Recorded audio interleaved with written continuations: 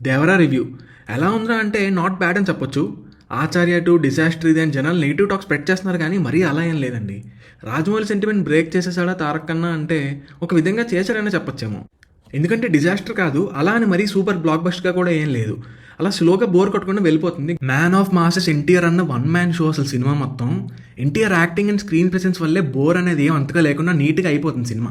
ఇంకా ఆయుధ పూజ సాంగ్, ఇంకా అందులో డ్యాన్స్ అయితే మామూలుగా లేదు. ఫ్యాన్స్ మంచిగా ఎంజాయ్ చేస్తారు. మూవీ ఓపెనింగ్ అంతా బాగానే ఉంటుందండి. పోలీస్ ఆఫీసర్ వచ్చి సముద్రంలో స్కెల్టన్స్ అన్నీ చూసేసరికి ఎవరు ఇలా చేసిందని అడిగితే అప్పుడు స్టార్ట్ చేస్తారండి ప్రకాష్ రాజ్ ఫ్లాష్ బ్యాక్. అలా ఫ్లాష్ బ్యాక్లోనే అది ఇది అని సినిమా మొత్తం అయిపోతుంది. లాస్ట్కి వచ్చేసరికి ఇంకా కథ ఉంది స్వామి అంటాడు. నాకు అర్థం కాదు ఏంటంటే, అరే అయినా ఇదంతా ఒక పెద్ద సీక్రెట్ కదరా, వాడు ఎవడో వచ్చి ఏంటని అడిగితే క్లాసిఫైడ్ లెవెల్ టాప్ సీక్రెట్ మొత్తం ఎలా చెప్పేశారు అసలు. ఏం మాట్లాడుతున్నారా నువ్వు, నీకేమన్నా బుర్రున్నదారా? ఇంకోటి ఏంటంటే, యతీని పట్టుకోవడానికి వచ్చిన అజయ్కి దేవర స్టోరీ మొత్తం చెప్పేస్తున్నాడు. మాస్ మాస్ అందుకేమో ప్రకాష్ రాజ్ అయితే ముందే డిస్క్లైమర్ ఇచ్చాడు మనకి. సానా పెద్ద కథ సామి. యతి అని ఎటిటో తీసుకెళ్ళి అతి చేశాడు. ఈ సినిమాకి బిగ్గెస్ట్ మైనస్ ఏంటంటే అది కొరటాల శివనే అండి.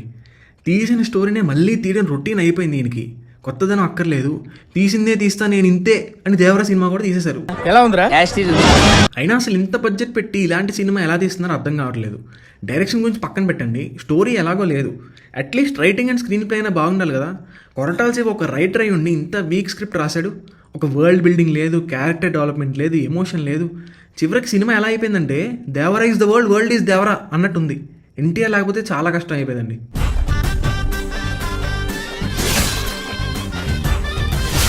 సినిమాలో హై మూమెంట్స్ అన్నీ డైరెక్షన్ అండ్ బీజిఎంతోనే వచ్చాయి. బట్ ఆ హై అనేది స్క్రిప్ట్లోనే రాసుకోవాలి, దాన్ని డైరెక్షన్ వాడి ఎన్హాన్స్ చేయాలి. అప్పుడే ఇంపాక్ట్ ఎక్కువగా ఉంటుంది. ఇప్పుడు ఆ స్మగ్లింగ్ సీన్ చూస్తే అక్కడ వాళ్ళు దొరికిపోతారా అనే టెన్షన్ బిల్డ్ చేయాలి, అది కూడా రియలిస్టిక్గా చేయాలి.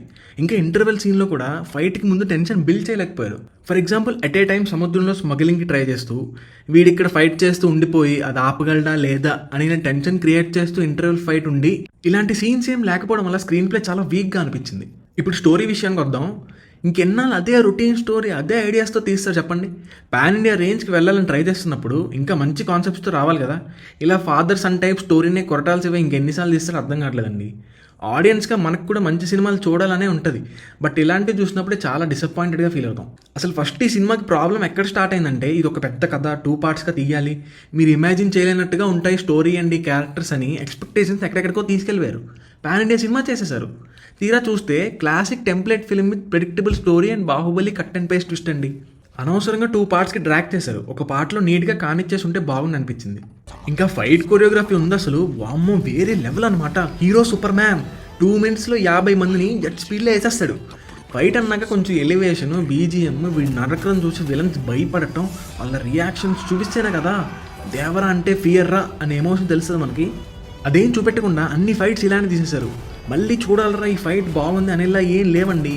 దానికి తోడు నేను అనిరుద్ధ్ ఫ్యాన్నే కానీ మంచి మ్యూజిక్ ఇస్తాడు, బట్ ఇక్కడైతే ఇచ్చిన మ్యూజిక్ వర్కౌట్ అవ్వలేదండి. సీన్కి వచ్చే బీజిఎంకి ఇంకా మధ్యలో ఇంగ్లీష్ వర్సెస్కి సింక్ అయితే ఉండదు. ఒక రిచ్ బీజిఎం పడాల్సిన చోట డీజే మ్యూజిక్ బిట్లు వస్తాయి.